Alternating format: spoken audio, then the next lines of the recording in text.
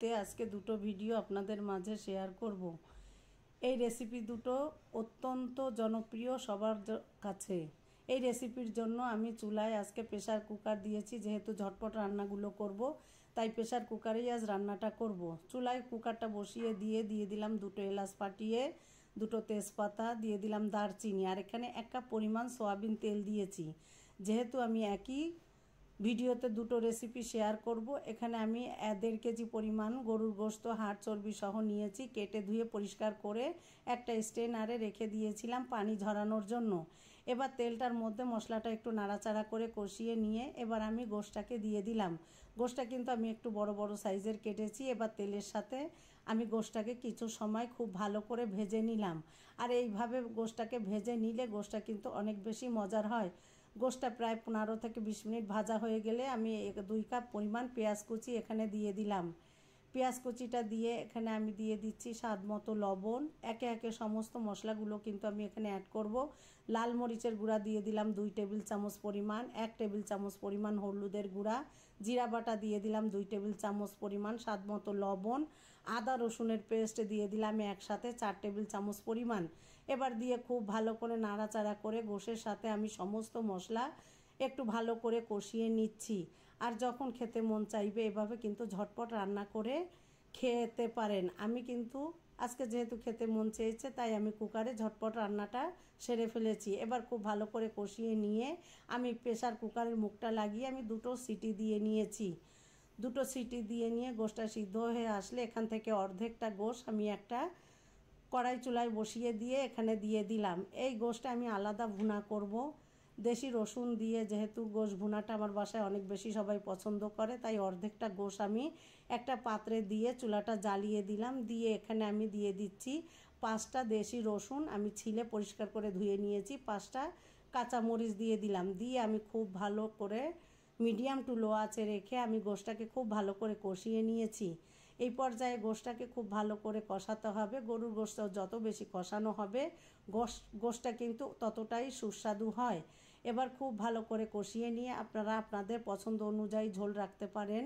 আমি কিন্তু খুব বেশি ঝোল রাখবো না। এখানে আমি কষিয়ে নিয়েছি প্রায় 15 থেকে 20 মিনিট, মিডিয়াম টু লো আঁচে ছিল। আমার একটু তলা লাগা হলে এখানে কিন্তু আমি ফুটানো পানি 2 কাপ অ্যাড করেছি।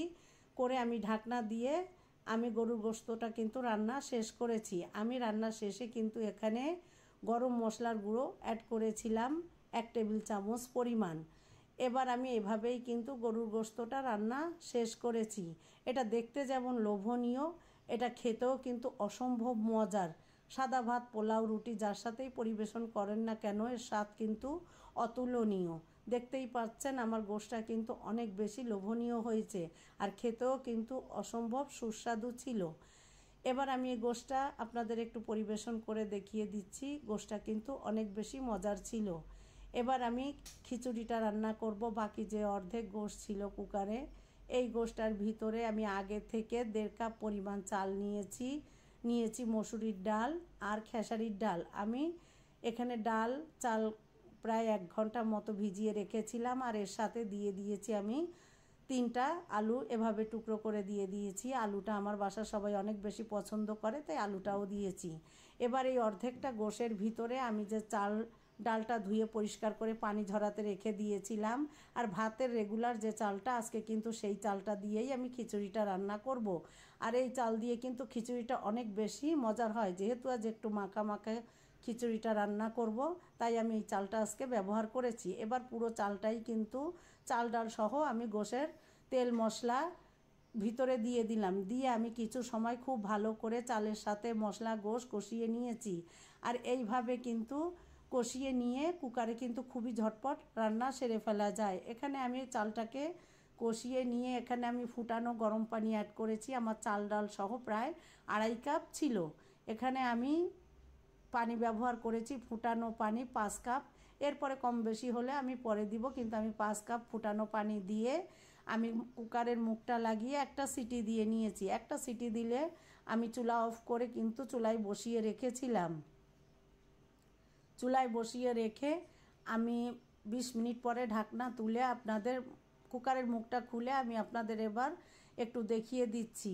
আমার খিচুড়িটা কিন্তু দেখতে যেমন সুন্দর হয়েছে, এখানে স্বাদ মতো লবণও দিয়ে দিলাম, আর এখানে দিয়ে দিয়েছি গরম মশলার গুঁড়া দিয়ে, সমস্ত উপকরণ দিয়েই কিন্তু আমি কুকারের মুখটা লাগিয়ে দিয়েছিলাম। সিটিটা দেওয়ার পরে 20 মিনিট মিডিয়াম আঁচে রাখার পরে চুলা অফ করে ঢাকনা খুলে আপনাদের আমি একটু দেখিয়ে দিচ্ছি। এই পর্যায়ে কিন্তু আমার খিচুড়িটা বেশ মাখো মাখো হয়েছে। এখানে আমি 4টা কাঁচা ঝাল দিয়ে দিলাম, আর সামান্য 2 টেবিল চামচ পরিমাণ ঘি দিয়ে দিলাম। ঘিটা দিয়ে কিন্তু আমি ঢাকনাটা বন্ধ করে আরও 20 মিনিট পরে আমি একটু পরিবেশন করে আপনাদের দেখিয়ে দিচ্ছি। আলহামদুলিল্লাহ, খিচুড়িটা কিন্তু অনেক বেশি মজার ছিল। আর ঝটপট যারা এভাবে খেতে চান তারা কিন্তু এভাবে রান্না করে খেয়ে দেখতে পারেন। পুরো ভিডিও দেখবেন, সবাই আমার সাথে থাকবেন। ভালো লাগলে লাইক কমেন্ট শেয়ার করবেন। সবাই অনেক বেশি ভালো থাকবেন। আমি একটা দেশি পেঁয়াজ কাঁচা ঝাল দিয়ে আর যে টক ঝাল মিষ্টি আমের আচার বানিয়েছিলাম এটা দিয়ে পরিবেশন করলাম। অনেক বেশি মজা ছিল। সবাই অনেক বেশি ভালো থাকবেন। পুরো ভিডিও দেখে একটা গঠনমূলক কমেন্ট করবেন। সবাইকে জুম্মার দিনের অনেক অনেক দোয়া ও শুভকামনা। আল্লাহ হাফেজ।